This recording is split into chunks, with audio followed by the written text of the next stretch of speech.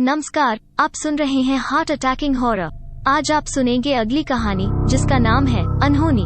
कहानी के अनुसार एक शहर में तने नाम का एक लड़का अपने माता पिता के साथ रहता है। उसके पिता एक बिजनेसमैन हैं और एक बहुत बड़ी कंपनी के मालिक हैं। तने की माँ हाउस वाइफ है। तने अभी ग्रेजुएशन की पढ़ाई कर रहा है। वो अपने माता पिता का इकलौता लड़का है। उसके पिता उसको खास पसंद नहीं करते हैं। कुछ ही समय बाद तने का ग्रेजुएशन कंप्लीट हो जाता है। वो कॉम्पिटिटिव एग्जाम की तैयारी करने लगता है। कुछ दिनों बाद उसकी माँ की तबीयत खराब हो जाती है। उसके पिता लाख कोशिशों के बाद भी उसकी माँ को बचा नहीं पाते हैं। माँ की मौत के बाद तने और उसके पिता पूरी तरह टूट जाते हैं। तने जैसे तैसे अपने आप को संभाल लेता है, पर उसके पिता अपनी बीवी के गम में बीमार रहने लगते हैं। कुछ दिनों बाद उसके पिता की भी मौत हो जाती है। पिता की मौत से तने को दोहरा झटका लगता है। उसे अपने माता पिता के मरने का दुहक तो होता ही है, साथ साथ यह भी दुहक है कि अब वो अपने पिता के बिजनेस को कैसे संभालेगा, क्योंकि उसके पिता ने मरने से पहले बिजनेस और प्रॉपर्टी के बारे में कुछ नहीं बताया था। अब वो इसी उधेड़-बुन में हर समय खोया रहता है। इसके चलते वो न तो ठीक से खाता पीता है और न ही अपनी कंपनी पर ध्यान दे पाता है। यहाँ तक कि वो अपने घर की साफ सफाई भी भूल जाता है। घर के अधिकतर कमरे बंद रहते हैं। घर में हर समय अंधेरा ही रहता है। तने को होश तब आता है जब उसे अपने घर में किसी शैतानी रूह के होने का आभास होता है। उसे अपने घर की दीवारों पर किसी चुड़ैल की परछाई दिखाई देती, तो कभी खून की छींटें दिखाई देती और कभी कभी खूनी दरिंदा दिखाई देता। पहले तो तने इसे गंभीरता से नहीं लेता है, मगर जब उसे चुड़ैल और खूनी दरिंदा प्रत्यक्ष रूप से दिखने लगते हैं और परेशान करने लगते हैं, तब वो सोचने पर मजबूर हो जाता है। उसे लगता है कहीं उसके माता पिता का साया तो उसे परेशान नहीं कर रहा है। यही सोचकर वो अपने आप को सुधार कर घर और कंपनी को सही तरीके से देखने लगता है। फिर भी चुड़ैल और खूनी दरिंदे का भयानक साया उसे परेशान करता रहता है। इसके अलावा उसे और भी अजीबोगरीब चीजें दिखने लगी हैं।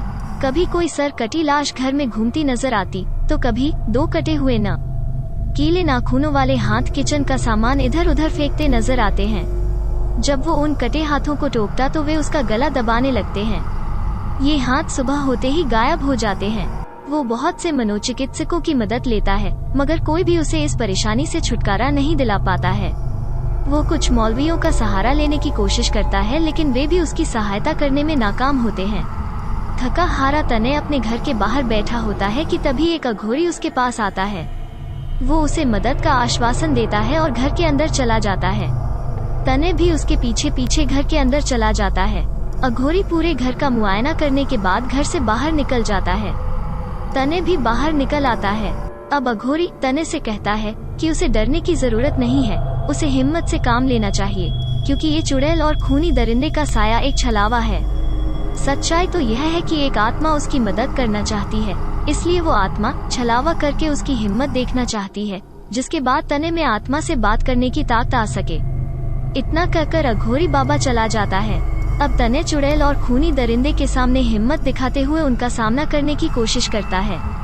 पहले तो दोनों भयानक रूहें उसे डराती हैं और शारीरिक चोट पहुंचाती हैं, लेकिन तने नहीं डरता है और हिम्मत दिखाते हुए आगे बढ़कर उनका सामना करता है। अब सारा छलावा अपने आप गायब हो जाता है।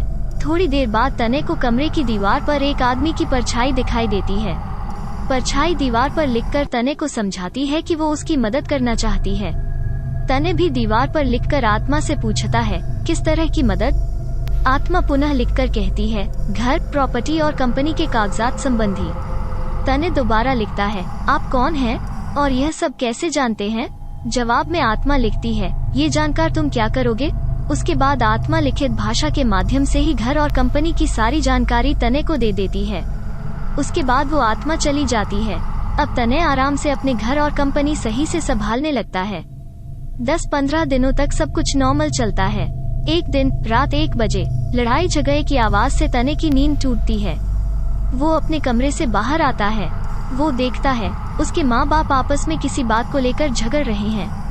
देखते ही देखते उसके पिता उसकी माँ को एक कमरे में बंद कर देते हैं और खुद मेन गेट से बाहर चले जाते हैं। मेन गेट ऑटोमेटिक है जो अपने आप बंद हो जाता है। अब तने सबसे पहले उस कमरे के अंदर जाता है जिसमें उसकी माँ बंद है। वो पूरा कमरा छान डालता है, लेकिन उसकी माँ कहीं नहीं मिलती है। फिर वो जाकर मेन गेट खोलता है। गेट पर एक आदमी खड़ा है जो बहुत हौंफ रहा है। वो आदमी झट से अंदर आ जाता है और तने से अपनी जान बचाने को कहता है। तने तुरंत दरवाजा बंद कर उस आदमी को पानी पिलाता है। पानी पीने के बाद तने उस आदमी से उसके बारे में पूछता है। तने उसको नहीं जानता है।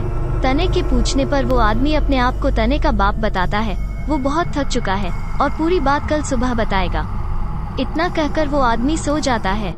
तने अपने कमरे में जाकर पूरी रात जागता है और सोचता रहता है कि यह आदमी कौन है जो अपने आप को उसका बाप बता रहा है।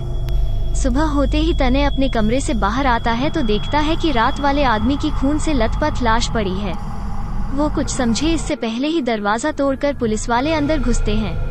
पुलिस वालों को देख तने के पैरों तले की जमीन खिसक जाती है। तने गस खाकर गिर जाता है। हमारी यह कहानी यहीं पर समाप्त होती है। इसके आगे की कहानी आप अगले भाग में सुनेंगे। कहानी कैसी लगी कमेंट्स करके जरूर बताएं। धन्यवाद।